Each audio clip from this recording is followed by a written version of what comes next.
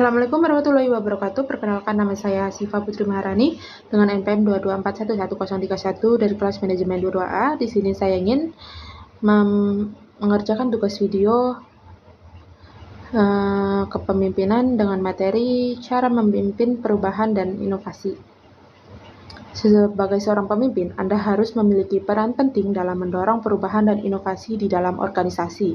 Hal ini membutuhkan kemampuan untuk mengidentifikasi kesempatan, membangun visi yang jelas, dan menggerakkan tim untuk mencapai tujuan bersama.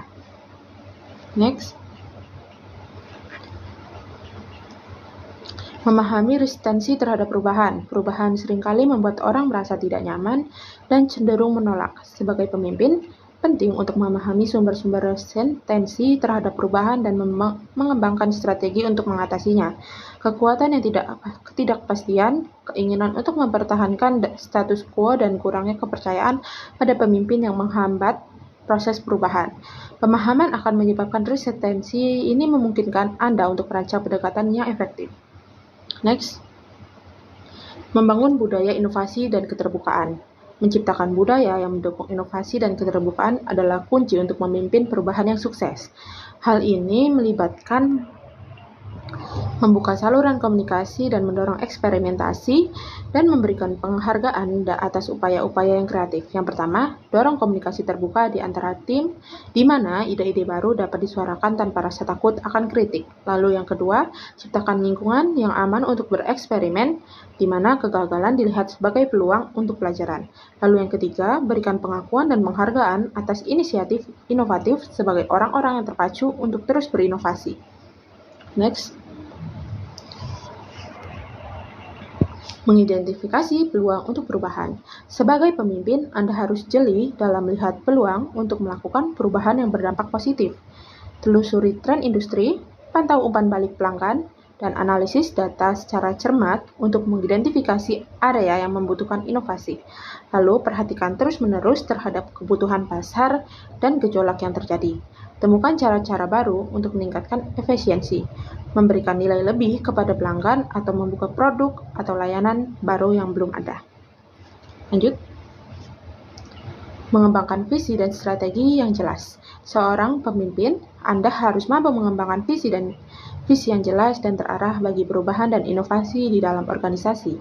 Visi ini akan menjadi peta jalan untuk menuntun seluruh tim untuk mencapai tujuan bersama. Di samping itu, Anda juga harus merancang strategi yang komprehensif untuk mewujudkan visi tersebut. Strategi ini harus mencakup inisiatif konkret, jadwal yang realistis, dan alokasi sumber daya yang tepat. Lanjut. Melibatkan dan memberdayakan tim. Libatkan tim secara aktif. Libatkan anggota tim Anda dalam berproses perubahan sejak awal. Dengarkan ide-ide mereka dan ajak mereka untuk berkontribusi secara aktif. Lalu ada memberdayakan tim Anda. Berikan otonomi dan kepercayaan kepada tim untuk melaksanakan inisiatif perubahan. Dukung mereka dengan pelatihan, sumber daya, dan dukungan yang diperlukan. Motivasi dan inspirasi. Jadi sumber motivasi dan inspirasi bagi tim Anda. Rayakan keberhasilan dan apresiasi upaya keras mereka untuk mendorong perubahan. Lalu ada kolaborasi dan sinergi. Ciptakan lingkungan di mana tim dapat berkolaborasi secara erat, berbagi pengetahuan, dan menghasilkan solusi inovatif secara bersama-sama. Next. Mengelola perubahan dengan efektif. Yang pertama, rencana perubahan yang komprehensif. Kembangkan rencana perusahaan yang komprehensif mencakup timeline, alokasi sumber daya, serta strategi komunikasi dan manajemen risiko. Lalu yang kedua, komunikasi yang terbuka. Jalin komunikasi yang terbuka dan transparan dengan seluruh anggota organisasi. Dengarkan umpan balik dan keluhan mereka.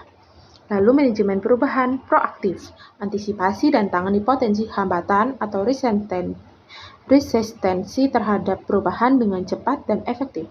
Fokus pada membangun keterlibatan dan kepercayaan. Lanjut. Mengukur dan mengevaluasi kemajuan. Metrik kinerja. Identifikasi metrik kunci yang akan mengukur kemajuan perubahan dan inovasi.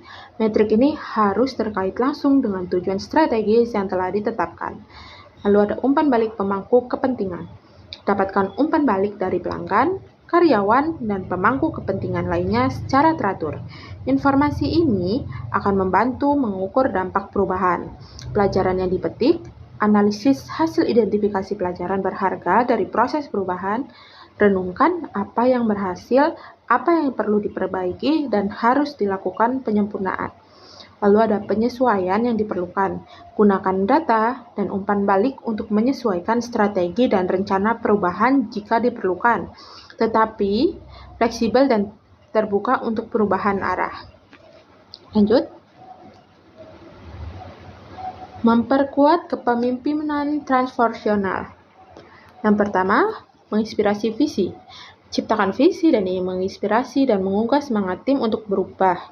Lalu menumbuhkan motivasi, dorong dan motivasi tim untuk melampaui kepentingan pribadi demi tujuan bersama. Lalu ada mengembangkan potensi, berdayakan dan kembangkan kemampuan tim untuk mencapai prestasi yang lebih tinggi. Lalu menjadi teladan, tunjukkan perilaku dan nilai-nilai yang Anda harapkan dari tim Anda. Dan mendukung perubahan, dukung dan dampingi tim dalam menghadapi tantangan selama proses perubahan. Sebagai pemimpin, Anda harus menerapkan gaya kepemimpinan transformasional untuk memimpin perubahan dan inovasi secara efektif. Hal ini melibatkan kemampuan untuk menginspirasi visi, menumbuhkan motivasi, mengembangkan potensi tim, menjadi teladan, serta memberikan dukungan yang dibutuhkan dalam suatu perubahan. Lanjut. Kesimpulan menjadi kepemimpinan yang sukses. Yang pertama, ada kembangkan visi untuk menginspirasi. Ciptakan visi perubahan yang jelas, ambisius, dan mampu menginspirasi seluruh tim untuk mencapai tujuan bersama. Dorong budaya inovasi. Bangun budaya organisasi yang mendukung kreativitas, eksperimentasi, dan pembelajaran dari kesalahan. Lalu ada terlibat dan berdayakan tim. Libatkan tim secara aktif, berikan otonomi dan dukungan mereka untuk mewujudkan visi dari perubahan. Lalu ada kelola proses dan efektif. Rancang dan implementasikan proses perubahan dengan perencanaan yang matang, komunikasi yang terbuka, dan respon cepat terhadap hambatan. Mungkin itu saja materi yang dapat saya sampaikan. Bila ada kurangnya dan banyak salahnya, saya mohon maaf yang sebesar-besarnya. Saya Airi, wassalamualaikum warahmatullahi wabarakatuh.